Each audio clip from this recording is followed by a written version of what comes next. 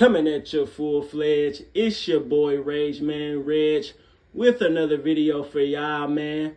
Welcome, YouTube. As we're around 22 to 23 games into this year's regular season, the defending Denver Nuggets are the fourth best team in the Western Conference with a 16-9 record. On the other end, the Eastern Conference's Detroit Pistons are a saddening 2-21, as they are on course to break the NBA's record for the worst team in league history. Of course, that is held now by the 2011-2012 Charlotte Hornets, who went 7-59 during the 66 shortened game lockout season. Then before that, you had the pre-NBA ABA merger with the Philadelphia 76ers of 1972-1973, who had an awful 9-73 record, not even 10 wins. On this day, 40 years ago, both franchises collectively set the record for most points in an NBA game. On that Tuesday night, both teams had an 11-12 record, and by this time, Hall of Fame coach Larry Brown had been the coach for the franchise for 6 years and even reached the ABA Finals in '76. The season before the league, of course, merged with the NBA. Denver kept their momentum coming into a new league.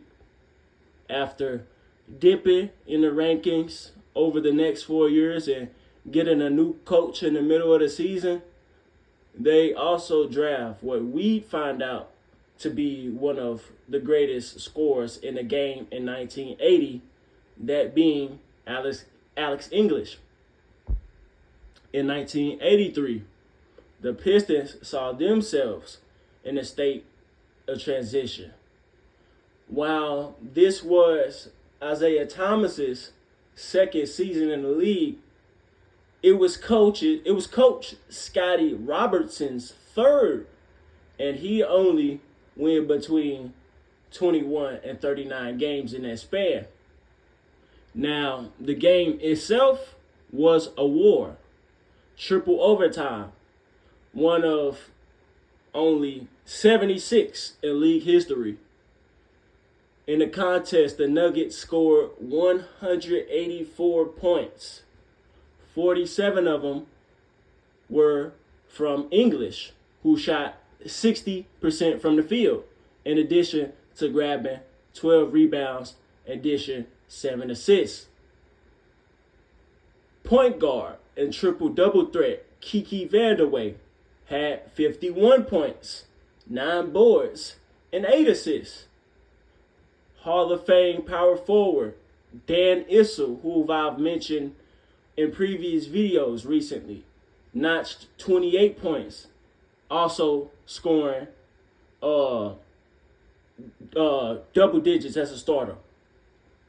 For the Pistons, Zeke was unquestionably a two-way combo guard. For the entire season, he averaged 22.9 points per game, 7.8 assists, and snatched 2.5 possessions a game. This night, he scored 47 and handed out 17 assists. If I was to name the 5 other teammates who scored in double figures, you probably have to research 4 of them. So just know, out of the 5 players, 1 other starter scored 40 and another scored over 30. This resulted in Detroit scoring the highest amount of points for a single team with 186. Now, I know how we have the evidence to prove that today's scoring is as inflated as it's ever been. But why has this record lasted 40 years and counting? In my opinion, not only is the pace faster, but players of the past tended to have more variety in their games. For the most part, some of the higher individual and team scoring performances in modern history had significant contributions from the three-point shot.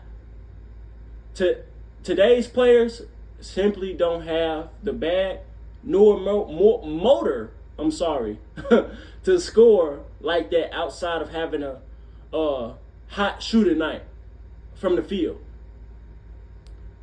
Ultimately, Alex English became the decade's leader in scoring, and the Pistons won back-to-back championships in the decade as one of the more transferable teams in history. And that is this day in NBA history. Let me know what y'all think, man.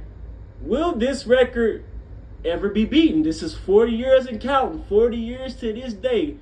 What TM? Let me know.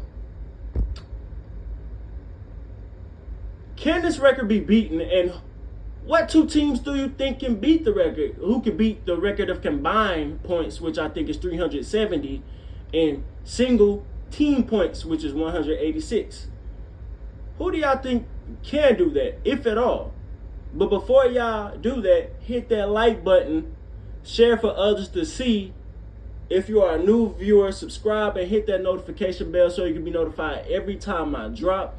And finally, for the progression of the channel, or if there's something specific you want me to speak on, hit that link in the pinned comment section below and donate to the Rage Man. Wow, I love learning new things. And